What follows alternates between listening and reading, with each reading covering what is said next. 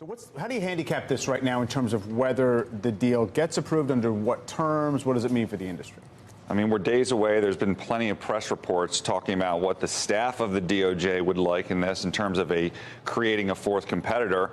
But ultimately, it's in the hands of the antitrust head, Makem Delrahim, to decide if he wants to listen to his staff and bring a fourth in. There seems to be indications of that in terms of discussions with Dish and maybe Altice, maybe even Charter. There's been some reports of Amazon. So maybe there's someone out there willing. The question then is, do they require T-Mobile to give so much up that you create a stronger fourth competitor than it would be if T-Mobile just said, you know what, let's just let this deal go if we can, and have a weakened Sprint and just compete with them rather than create a strong fourth?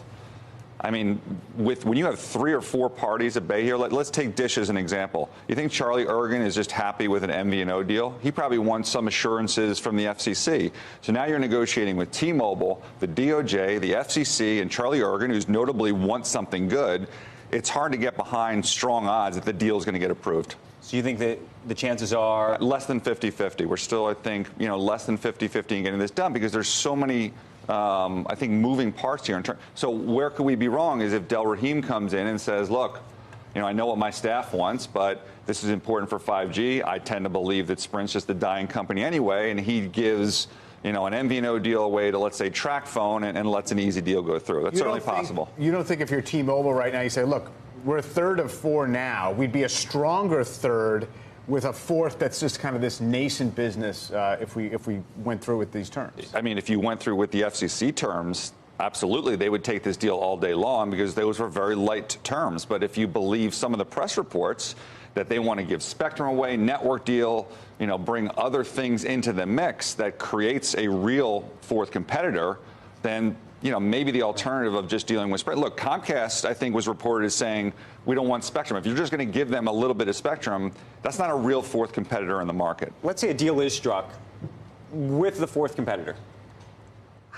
What happens next, given that we have the state AGs out there? Does the deal still get blocked? I think it complicates that with the state AGs. They're trying to get, obviously, a stay on this transaction, but they're dealing with the past terms of the transaction. I think their case is materially weakened if you actually create a strong fourth competitor. And do you think that they would continue with the case? Do you think that it changes the dynamic for them? Meaning, do you think they come to the table and say, you know what, we'll approve this as well? I mean, look, there were 4 Democrats that were the AGs there, so you don't know whether there's a politics angle to the suits. Do you think their goal, though, was, do you think they brought the suit because they thought that Makem Delrahim was about to approve this transaction, or because they wanted to put pressure on him to turn it around? What do you think the motivation was? This has been given this is not something that happens historically. This has been a very odd process, and you could maybe criticize the AGs for jumping the gun to put pressure on Delrahim, but if you criticize them, you should also be criticizing the FCC for doing the same thing. That was an unprecedented move by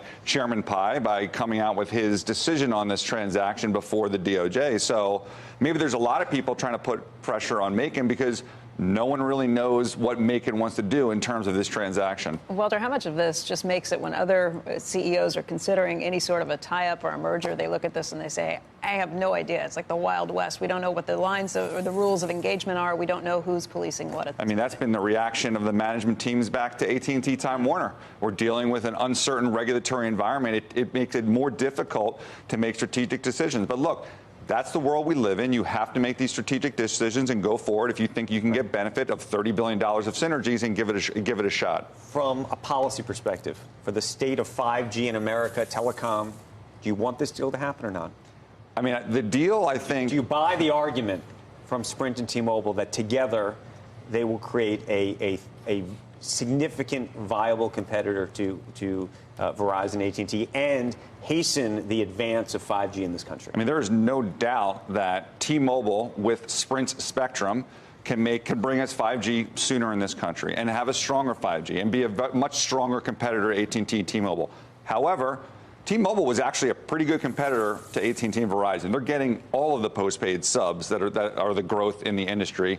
And frankly, from Sprint's standpoint, they're weak, but they're owned by a guy that has tens of billions of dollars and has the assets. So we're effectively bailing out SoftBank because of SoftBank's unwillingness to invest in this U.S. asset that he owns. And so if the deal doesn't happen, do we just go by that premise that these two companies have these foreign backers that are just going to keep them sustained for a while? I mean, T-Mobile self-sustains. They generate free cash flow. They can buy stock back. What T-Mobile then has to do is go out and find spectrum. There's stuff that the FCC has tied up in mid-band spectrum. The FCC has been over-focused on millimeter wave spectrum, which is higher bands, questionable use. They need to do more on mid-band spectrum.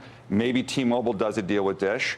Sprint just needs to invest. And look, at this point, it might be too late because the brand is so damaged. And that might be something that Macon has to consider, that he looks at Sprint and says, yeah, we're bailing out SoftBank, but look, this company needs a deal because it's unsavable at this point. It's certainly how the stocks trade whenever you get deal news. Absolutely.